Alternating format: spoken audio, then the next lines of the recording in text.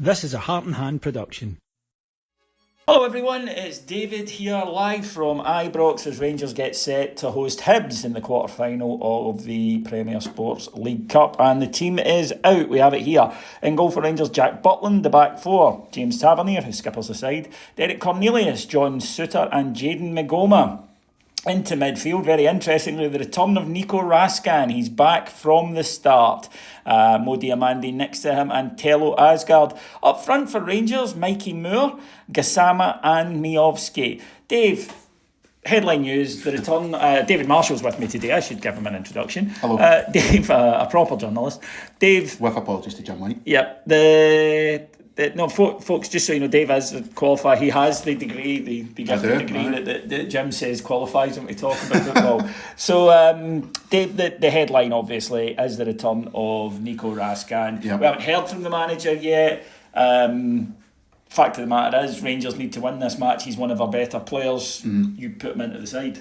I mean, you need to take it on the face of it, David, that it's a positive. We need to assume then that things have, somewhat been patched up between Raskan and the manager, and he's back in the team now. He is one of our better players, if not our best player in the team. So it's an important game. It's a game that I think the manager has to win. That certainly the club and the fans are desperate for any kind of win. So yeah, it's the right decision as far as I'm concerned. The other one is Derek Cornelius, new signing, coming into the side as well. No real surprise there. He was brought to bring a bit of balance to defence. That will allow John Souttar to go onto his natural side as well. So hopefully we'll add a little bit into that. I'll just run through the bench for you folks while I'm here. Kelly, Aarons, Barron, Chamite, Bajrami, Antman, Giga, Curtis, Danilo. Was there any thought that you maybe thought they might do the cup keeper thing? I mean, I'm cards on the table. I hate the cup keeper thing. So right? I just think it's utterly pointless. I think that you play your strongest team. Maybe I can understand in earlier rounds, but when you get to the business stage of the cup, why would you self-limit by putting in someone who, no matter the debate, and Liam's a good keeper, which by definition, if someone is your number two choice, it's because you have a better choice. I don't understand this idea.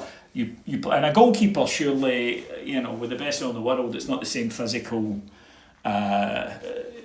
demands on a goalkeeper that there is on, say, a midfielder. No, certainly when Kelly was out speaking to the media yesterday, I thought that was an indication that he was going to be starting this game. I'm much like yourself. I don't particularly like the cup keeper idea. I think especially in a game like this, going up against a good team in a later round of the cup, you just play your best starting 11. Jack Butland is our number one. I wouldn't have any great concerns if Liam Kelly was playing. I don't think he's a bad keeper by any stretch of the imagination, but this is a game that we need to win, and I don't think even a tinkering like that is something we can afford to do. I'm slightly surprised Mikey Moore retains his place. So am I. He was taken off at half-time last week. He wasn't effective. Now, I am intrigued therefore to see which side he plays on, because that's what's worrying me. Yeah, he's been playing on the left to allow Gassam to play on, which makes Gassam play on the right.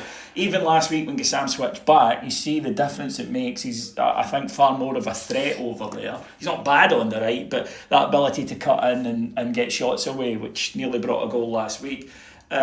So clearly he prefers Moore to Antman, but I am a bit surprised that, because he was poor last week. I mean, a lot of them were, in all fairness.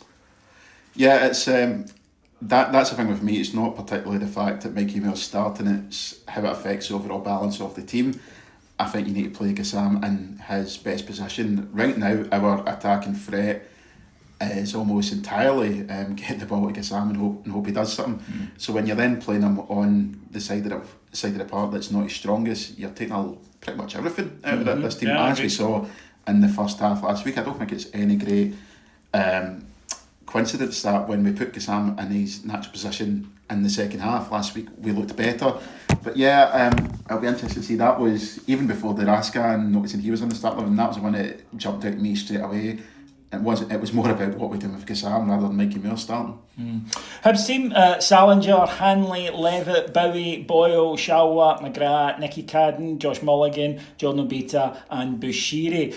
Dave, there's no great secrets as to what Hibs are going to do. They're a big side, their physical side. They move the ball quickly. In Bowie, they've got a powerful number 9, and in Boyle they've got real pace, and that's what they will look to exploit. I'm a bit concerned about Rangers' high line. I'm hoping that we don't play as high a line today, because if we do, if you give Martin Boyle space to run into, he will find it and he will punish you, and he already has at Ibrox this calendar year. Yeah, it's an overall strange feeling going to the game today, just because everyone's around the club right now, and we were just outside having a wee look at the protest and whatnot. This should be a game that we're really excited for, and you know, it's a game that even in a normal season could go either way. Hibs will come to Ibrox right up for it, but you know, I'd be lying to everyone here if I was saying that I expect us to win the day.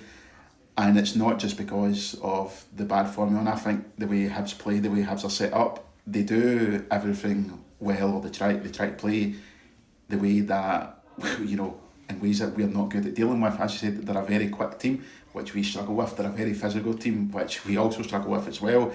You look at all that and the balance of it, it's going to be not that we don't know this already, but it's going to be a very difficult day for us. They have weaknesses. The weaknesses are mainly defensive. Like they do operate. What we're going to need to see from Rangers is a far more coherent performance than we've seen so far this season. Dramatically more so. Yeah. We're going to need to see players who, in that final third in particular, are much more willing to try things, to have a bit of freedom. And again, that's also why I want to see Gassam in his natural position, because he does do it. Yeah, well, that's it. You know, the problem with saying that, you know, Hibs have weaknesses defensively, it is then up to us to capitalise on that, and we have struggled so far this season to create enough to create chances for a striker. That, you know, Bojan Miovski today, he should get chances, he should be able to take advantage of the weakness in the Hibs defence, but it's all going to come down to, are we going to get the service to them? And we're still relying on Gassama or another to, you know, do something either with an individual skill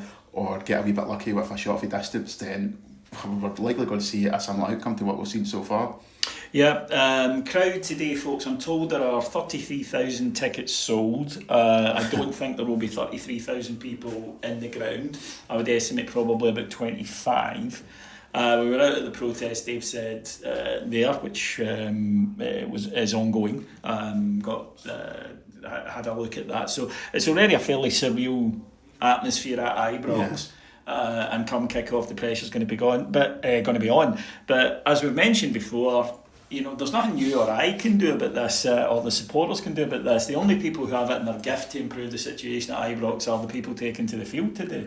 I was planning on blaming you, so that's quite unfortunate. A few people will, I have no doubt. But last week, the first half in particular was absolutely dreadful.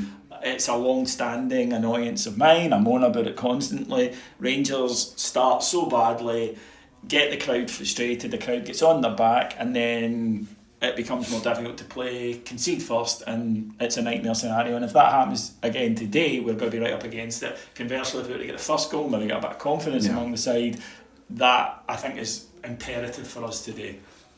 The thing is, we were talking about this off mic before when I met you today. You've nothing really in evidence to base being confident about going in this game today. You know, everything we've seen so far.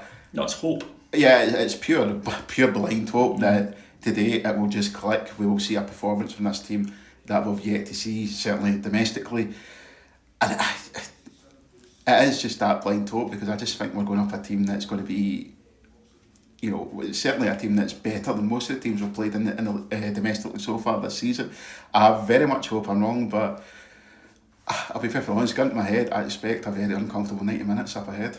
Well, remember, it is played to finish today, folks. Oh, God, 120 minutes. There will be no such thing as a draw here at Ibrox.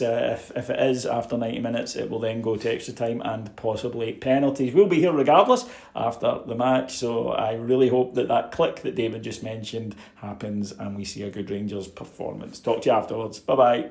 That was a Heart and Hand production.